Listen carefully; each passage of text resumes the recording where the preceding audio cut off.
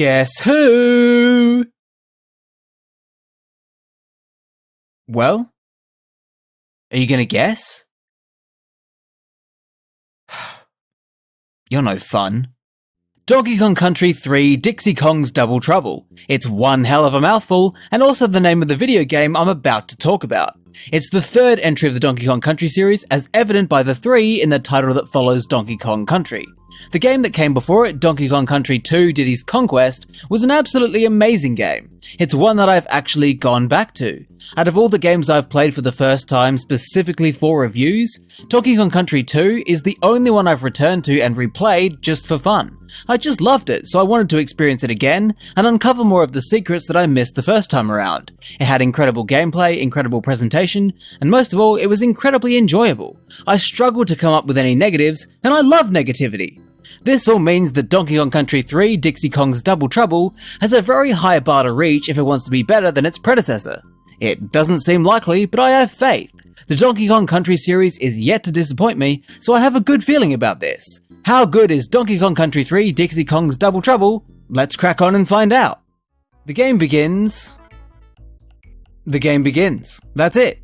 This is a direct quote from my review of Donkey Kong Country 2 Diddy's Conquest. When I played that game, I didn't think there was any actual story because there was no opening cutscene or anything to indicate that there was a narrative at play. It turns out that in the first level, there is a very obvious open door that leads to a room with a letter from K. Rool outlining exactly what the story was. And I just walked past it, completely missed it. It was the most embarrassing moment of my life when I realized that I just didn't see it, and I once accidentally drank my own piss. I was not going to let that happen again. I looked everywhere for something that would tell me what the story is. I played the first level twice, just to be sure. And I swear to God, there's nothing here. There is nothing that tells me what the story is. I scoured the place and found nothing. There was nothing in the game's opening. There was nothing any of the supporting characters said to indicate what's going on. There were no letters or messages in the first level. There is nothing here. This time, I am right in thinking that there's no story being told. I'm almost completely certain. And if I find out that I somehow missed something, I am going to lose it. I am actually going to shit a hole in my shorts. But, like the last time, I can take a pretty good guess at what's going on. Seeing as Dixie Kong is at the helm this time, it's fair to assume that this game recycles the story from the previous game, only this time, both Donkey and Diddy Kong have been captured, and it's up to Dixie to rescue them. But Dixie isn't going at it alone. Throughout the game, she is accompanied by Kiddy Kong. Kiddy Kong is Dixie Kong's cousin and comes in at a whopping 3 years old. He is literally a toddler. Now, I don't really want to get into child labor or child abuse or ethics in general, but I can't just ignore this. A toddler? Surely this is not okay. Toddlers can barely speak, let alone understand what's going on in this adventure. Does Kiddy know what's at stake? The dangers that lie ahead? And will he be able to handle it? What can toddlers do? What toddlers have the brain capacity and motor skills to deal with what Donkey Kong Country involves? Kiddy is probably the only toddler in the world who isn't watching Bluey on an iPad right now, and honestly, it's what he should be doing. There's no way a toddler is a suitable sidekick. Why is Funky Kong so happy to throw this baby Kong to the wolves? Wouldn't it be better if he lent a hand instead? What a coward. But there's not really anything I can do about it, so I'm just going to have to look after Kiddy as best I can. With Kiddy in tow, Dixie Kong heads off to save Donkey and Diddy from the clutches of, I'm guessing, K. Rool. This game carries over the same formula from the first 2 games. They're side-scrolling platformers that require you to avoid hazards and obstacles to reach the end of levels. And this third entry is no different. Well, it is different, just not in the realm of the game's formula. The big difference is yet another change in lead characters. In the first game, it was Donkey Kong and Diddy Kong, in the second game it was Diddy Kong and Dixie Kong, and now it's Dixie Kong and Kiddy Kong. Of all the Kongs, Dixie is definitely my favourite to play as. She's fast and has a pretty high jump, similar to Diddy, but she is also able to use her hair to slow her descent, making her the most airily mobile and overall the most flexible and versatile of all the characters. Having her take on the main role was brilliant. It felt like having your favourite thing injected directly into your veins. In my case, that would be raccoons. With her capabilities unchanged, Dixie is very fun to play as. As with the previous entries, this game also features the buddy system, which up until this point I've been calling the meat shield system. When the main character dies, the secondary character takes the lead and carries on from there, hence the name meat shield system. But with one of the two characters being a toddler this time around, I'm less keen on that name. Something about using a toddler as a meat shield doesn't sit right with me. I feel like that surely has to cross some kind of ethical line, so I'm just going to call it the buddy system from now on. When Dixie Kong perishes at the hands of some vicious enemy, or you decide you've had enough of her, which is pretty rude of you honestly, Kiddy Kong takes the lead. Kiddy Kong is, despite his very low age, much slower and heavier than Dixie. He plays more like Donkey Kong from the first game. Honestly, after having so much quick, flowy movement from Diddy and Dixie in the last game, playing as Kiddy feels like I'm lugging around a giant boulder. Not anywhere near as much of a fan of Kiddy, even based purely on character, but he's not awful. If anything, he highlights just how good Dixie is. The actual gameplay in this game is great, as it always has been in the Donkey Kong Country series. It's very simple, but it's a lot of fun, and it's also very challenging. That's one thing I've always admired about this series. It kicks your ass, and it's not kind about it. The first game was a bit dodgy with it, seeing as it was filled with cheap shots, but the second game nailed it with a good balance of difficulty and fairness.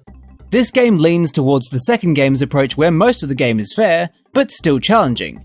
There are a few moments where you get fucked over by cheap shots. Kong-infused cliffs is a good example of that. It's a great idea for a level, you need to ascend the ropes before they burn up, but it throws a lot of shit at you, and the only thing you can do to avoid danger is move to the other side of the rope. It's almost pure trial and error. In this level, I feel like a deer in headlights. You're never going to know what's coming, and you're never going to be able to react to it in time.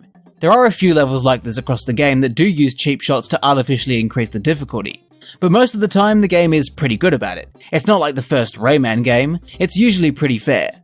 What I admire about the level design in this game, as I did with the other entries, is that there are a lot of creative ideas and gimmicks at play that really enhance the gameplay. I normally have a negative association with gimmicks. When I hear gimmicks, I think shitty vehicles, I think shitty extra playable characters, I think shitty motion controls, I think about all the weird crap that only makes things worse, the things that make you think, fuck, I spent money on this game and I'm starting to wish I hadn't. But gimmicks can be done right. They can build upon the main gameplay instead of doing something completely different, and the Donkey Kong Country series is really good at that. There are some that I'm not as keen on. A lot of the animals return from the previous games, along with some brand new ones. They're not awful, I can tolerate them, but they aren't great either. They just don't really add anything interesting to the game, especially when most of them are exactly the same as the ones from the previous game. But there are some levels that are actually interesting. The big ones that come to mind are levels like Low-G Labyrinth and Poisonous Pipeline. They have some really cool ideas at play. One lowers the effects of gravity, the other inverts your controls. They just make simple changes to the gameplay to make it unique and interesting. And those gimmicks only appear once each, so they don't wear out their welcome. And even simpler levels have some interesting ideas at play. Doorstop Dash is a level where you need to pull down levers to open doors, and then reach the doors before they close. Simple idea, yet very effective, and a cool twist on an otherwise standard level. It makes you feel like Indiana Jones. The gameplay and levels in this game I really can't fault. The bosses, however, I can fault. For the entirety of the Donkey Kong Country series, the bosses have been the weakest part. They're usually very easy, very short, and very boring. They tend to be very forgettable. The first game was really bad at this. They never put up much of a fight, they would get recycled and reused, and they weren't very interesting. I don't know who came up with the idea of a barrel for a boss fight, but they must have been having a bad day. Someone was sick and their nephew filled in their shift and came up with this. It's not great. The second game was a bit better at it, the bosses were more difficult, there was a bit more to them than simply jumping on heads, and they were a bit more memorable. Not a whole lot more memorable, but still more memorable. Donkey Kong Country... I can't be bothered to say the whole thing. Who can be bothered to say Donkey Kong Country 3 Dixie Kong's Double Trouble every fucking time? When it comes to bosses, this game seems to have gone backwards. For some reason they decided the barrel was a good idea to revisit and brought it back in a very lackluster way, and all the other bosses are extremely simple and boring, sometimes even non-threatening. This was the one weakness this series needed to patch up, and they completely dropped the ball. Or should I say threw the ball, since that's literally the entire premise of one of the fights. In terms of presentation, this game is on par with definitely the first game. Lots of detailed, beautiful environments, with a very solid soundtrack to back it up. There are actually some pretty unique level themes you don't see often in games. Sawmill levels that remind me of that one episode of Scooby-Doo with the snow ghost, pipeline levels that are literally just pipes, ski lodge mountain levels. The only other ski lodge mountain level I can think of in a game is Avalanche from Crash Bandicoot: The Wrath of Cortex, and that level is dog shit.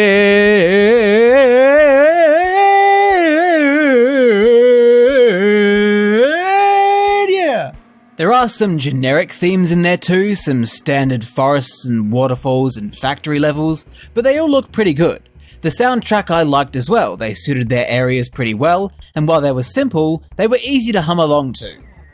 But if I'm honest, I'm just not really feeling it as much. There's a reason I said it's on par specifically with the first game. They're at about the same level presentation-wise, but compared to the second game, this game feels like it's yet again gone backwards. The presentation feels so much weaker.